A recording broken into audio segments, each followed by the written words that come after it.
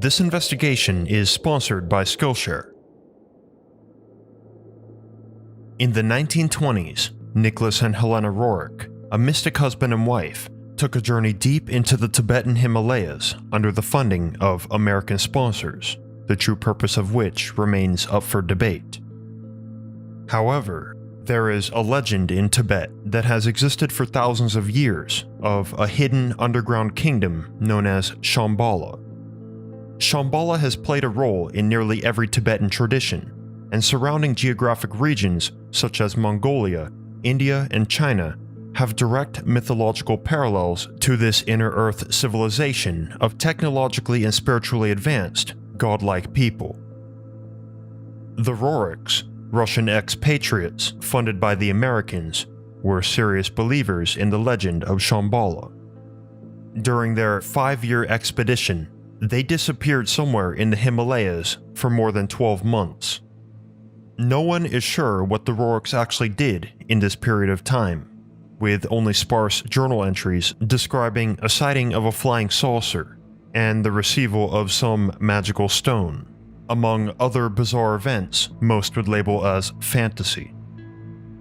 Though their expedition was publicly labeled a failure, it's likely that wasn't true at all, because in 1933, the office of the US President Franklin Delano Roosevelt funded a second expedition in which they again completely disappeared for 3 months in the Himalayas. I'm Mr. Mythos, and I'll be your guide to the Roerich search for Shambhala.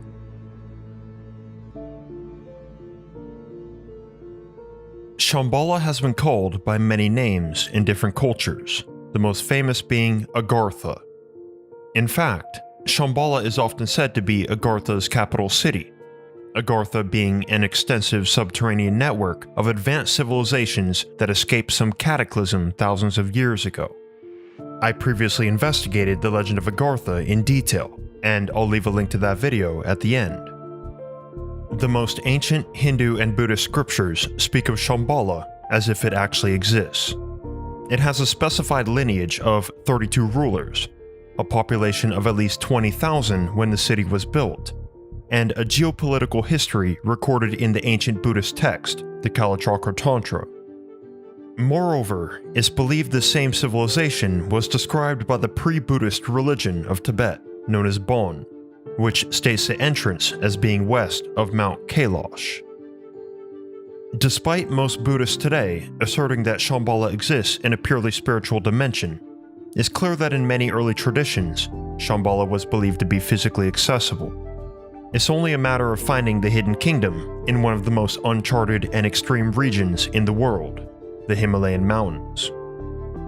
Undoubtedly, the only people equipped for such a dangerous and esoteric mission were Nicholas and Helena Roerich, two of the greatest mystics to have ever lived, and they might have actually found it.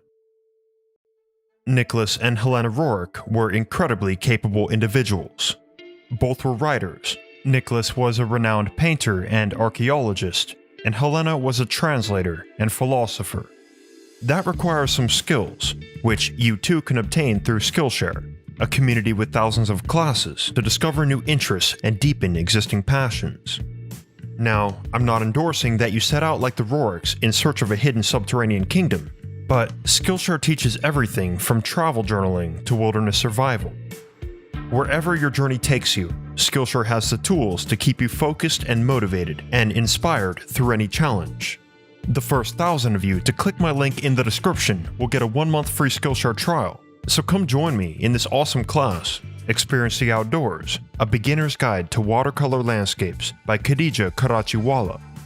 Can Skillshare and Khadija teach Mr. Mythos to paint like Nicholas Roerich? There's only one way to find out. I'll see you in class.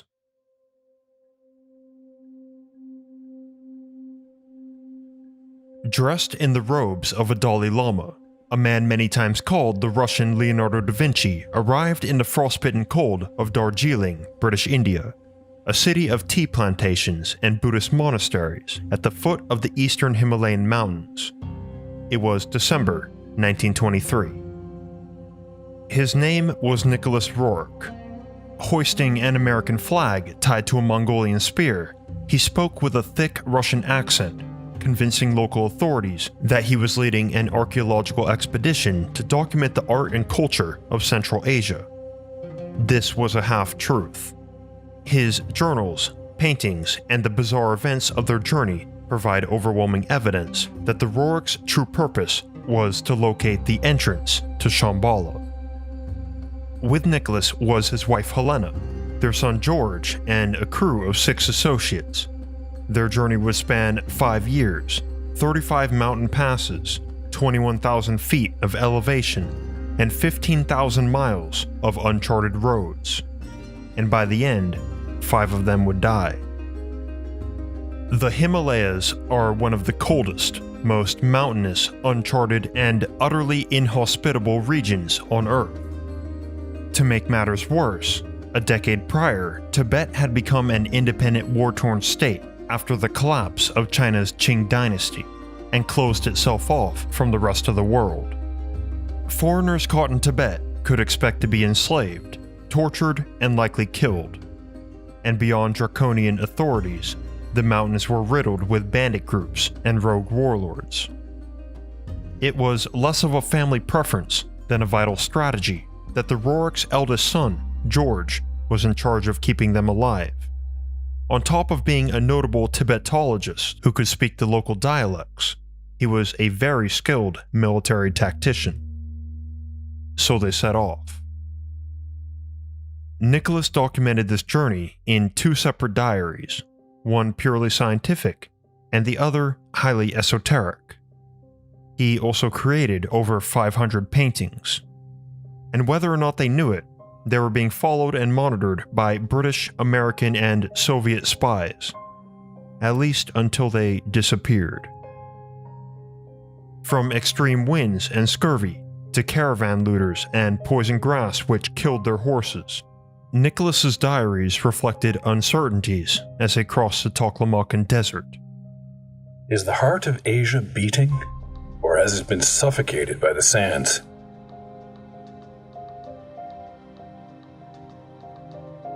As the months, then years passed, Nicholas Rorik would document in his journal a looming sense that the hidden Inner Earth Kingdom was approaching.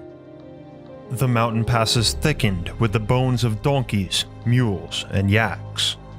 It's not startling to see so many skeletons, he wrote. The mystic began recording manifestations of fire and strange lights over their camp. As his scientific diary became sparse with entries, his esoteric journal filled with visions, stories, and riddles. Legend tells that as one comes closer to the entrance of Shambhala, the vaguer their thoughts become, because the aura of the city itself begins to infiltrate the mind, an aura so spiritually potent and physically complex, it cannot be explained by mortal means of communication. Nicholas was apparently being communicated to, though, by a very powerful being. In his paintings, he began obsessively depicting a figure he believed to be the messianic ruler of Shambhala, a being who, according to ancient prophecies, was destined to appear on Earth for the final destruction of the wicked, the renovation of creation, and the restoration of purity. In fact, otherworldly communication is supposedly how the Roriks came to search for Shambhala in the first place, but it was not Nicholas. Several years prior, from their home in New York, Helena Rorik was struck by telepathic instructions from an entity known as Master Moria. In the occult religion known as Theosophy, Master Moria is one of several so-called Masters of Ancient Wisdom. The founders of Theosophy, as well as several early members, claim to have met and been mentored by these mysterious ascended beings. The Master's supposed mission was to guide humanity toward higher spiritual attunement and facilitate the next evolution of the human race. The Roriks were, by all means, exceptionally gifted mystics who exhibited convincing abilities to channel and communicate with the spiritual realm, among other supernatural powers such as premonition and healing. In particular, Helena's telepathic instruction from Master Moria was enough that they both became absolutely convinced of the literal existence of Shambhala. Why else, at the height of their extremely successful careers, would they choose to embark on an exceedingly dangerous, multi-year journey than to search for something they legitimately believed existed? Deep into the mountains, these powerful visions sent by the ruler of Shambhala led Nicholas to begin to identify himself as the reincarnation of the 5th Dalai Lama, explaining why he could feel the presence of Shambhala. The Dalai Lamas, the foremost spiritual leaders of Tibetan Buddhism, are believed to channel their energy directly from Shambhala, and thus are inherently connected to it.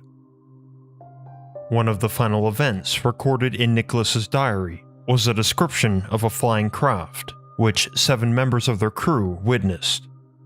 This sighting is notable because it occurred 24 years before UFOs became of public interest. In his own words, "On August 5th, something remarkable. We were in our camp in the Kukunar district, not far from the Humboldt chain. In the morning, about 9:30, some of our caravanners noticed a remarkably big black eagle flying above us. 7 of us began to watch this unusual bird. At this same moment, another of our caravanners remarked, 'There's something far above the bird,' and he shouted in his astonishment. We all saw, in a direction from north to south, something big and shiny reflecting the sun, like a huge oval moving at great speed. Crossing our camp, this thing changed in its direction from south to southwest, and we saw how it disappeared into the intense blue sky. We even had time to take out our field glasses and saw quite distinctly an oval form with a shiny surface, one side of which was brilliant from the sun." It was after this event that the Rourkes and their entire crew seemingly disappeared from the face of the Earth, despite being closely monitored by Soviet, American, and British intelligence. Communications ended, and the world considered the Rourkes dead.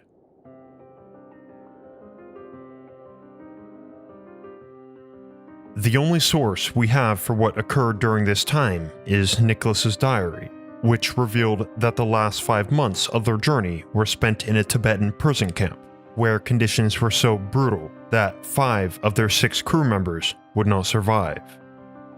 However, this leaves more than 7 entire months of their invisible year completely unaccounted for. In 1928, they were released, and the Rourkes quietly returned home. One may quickly conclude that their expedition was a complete failure, but in retrospect, there are legitimate reasons to question whether they might have actually completed their mission as intended, and found the hidden city at some point during those 7 months.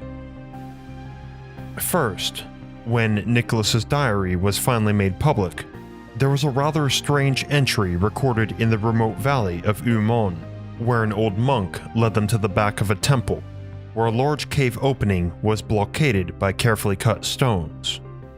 The monk stated that it was a holy entrance to the inner earth kingdom of Shambhala, and forbid them from entering. Secondly, their American sponsors were apparently so pleased with the results of their journey, one which seemingly failed, that the Rourkes were sent back to the Himalayas on a follow-up expedition from 1933 to 1935. The stated purpose of this mission was erosion plant studies in Central Asia, which modern academics agree was a cover for something else entirely. This mission was signed off by the US President Franklin Delano Roosevelt and funded by Henry A. Wallace, the Secretary of Agriculture and future Vice President, who called Nicholas Rourke his guru. This draws the first direct connection of the Rourkes to the FDR government. During this second expedition, again, they disappeared, this time for 3 months, in the middle of the Himalayan mountains with zero record of their activities. And again, their mission was considered a massive failure. But not so much a failure that President Roosevelt himself signed the Rourke Pact in 1935, marking their second direct connection to the FDR government. Lastly, in 1928, the year in which the party disappeared, Nicholas Rourke is believed to have come into possession of a mysterious object known as the Chintamani Stone.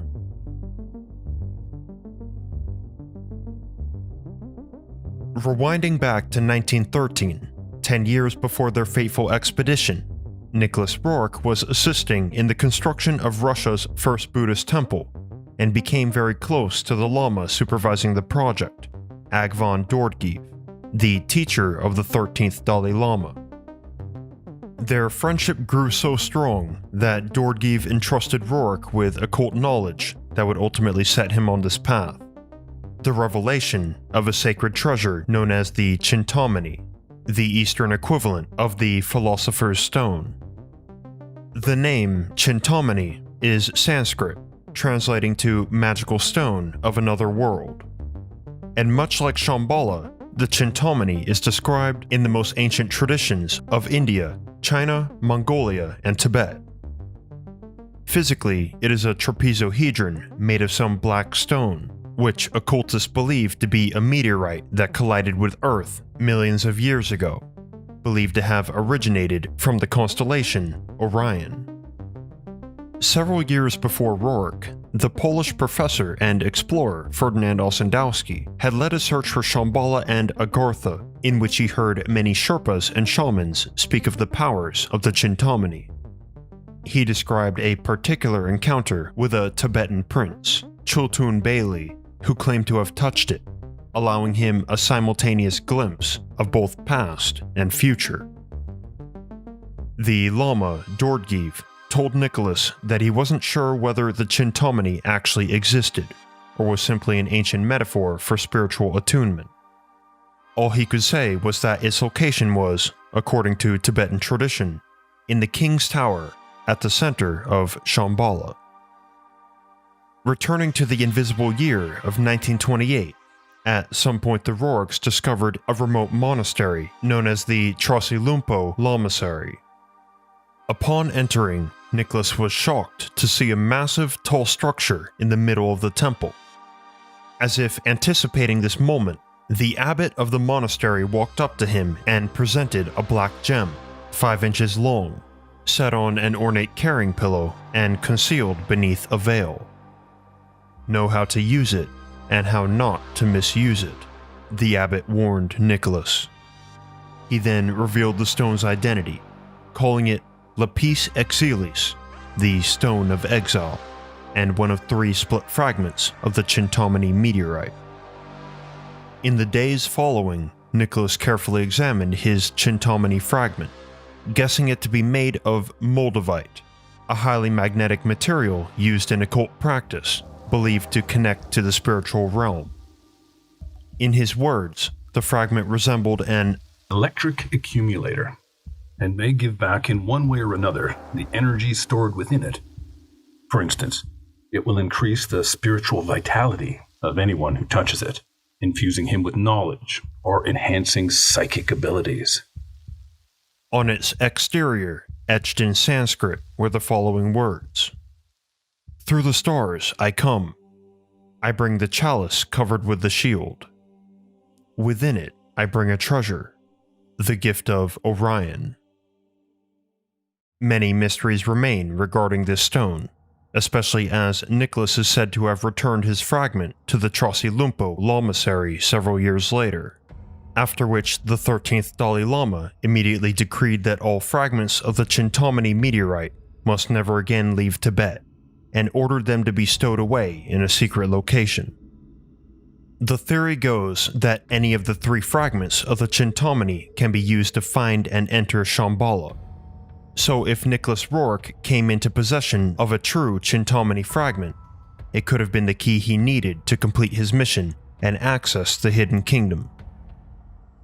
So why did he return his Chintamani? Well, politics in the 1930s were getting a bit messy, and the Rourkes certainly had deep ties to multiple world powers, who would have wanted such a powerful object for their own misuse, as the abbot warned Nicholas in 1928.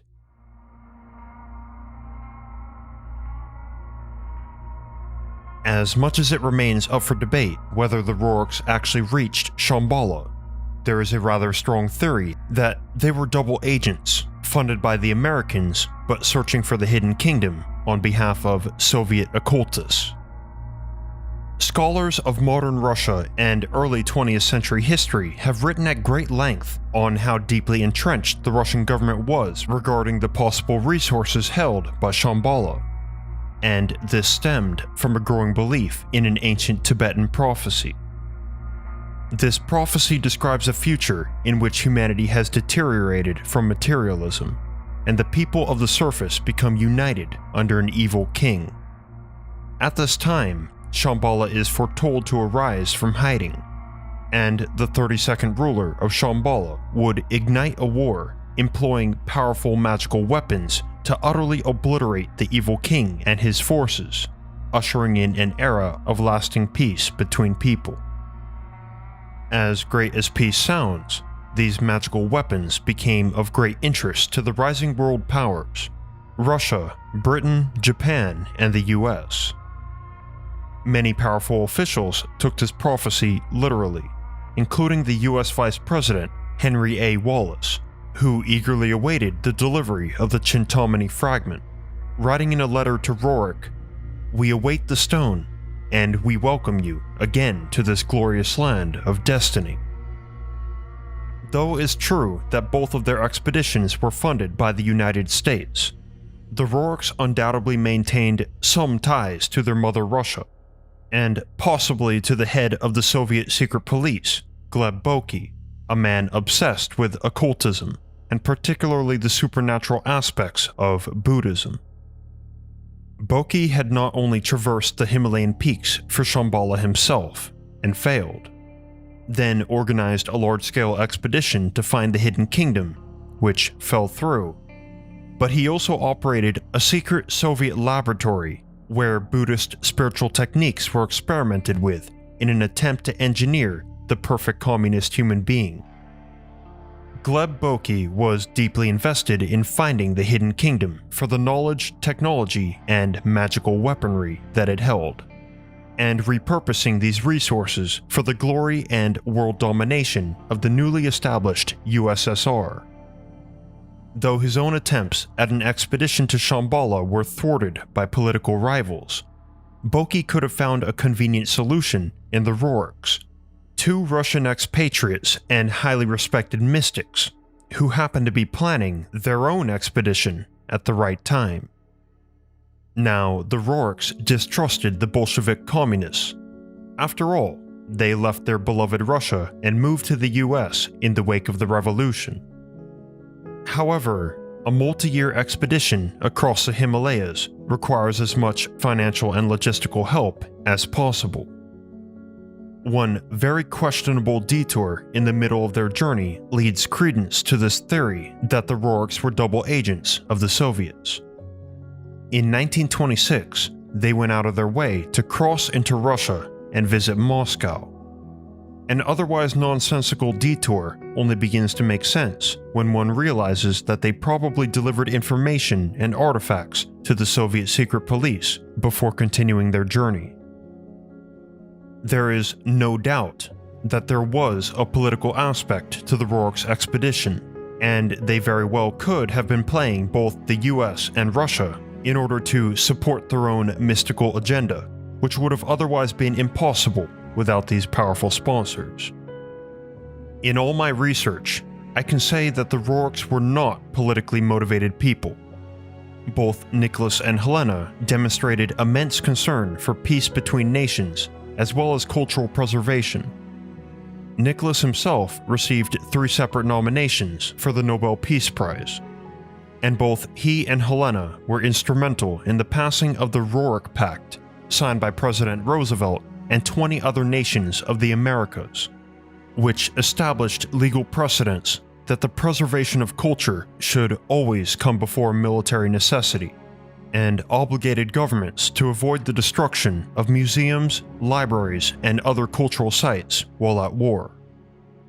The Rorik Pact would later be a core element in the formation of the United Nations.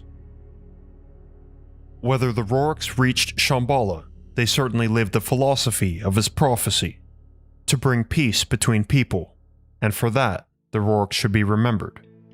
But the mysteries of their legendary expedition through the Himalayas remain. Did Nicholas and Helena Rourke discover the entrance to Shambhala and live in the kingdom for months on end? Was the stone they received really a fragment of the Chintamani? And were ancient secrets delivered to the Americans and Soviets? Or did the Rourkes preserve what they found for the good of humankind? Let me know your theories in the comments below. And if you found the legend of Shambhala fascinating, come watch my video on Agartha, the hidden civilization of Inner Earth, of which Shambhala is said to be the capital. I'm Mr. Mythos. I'll see you there.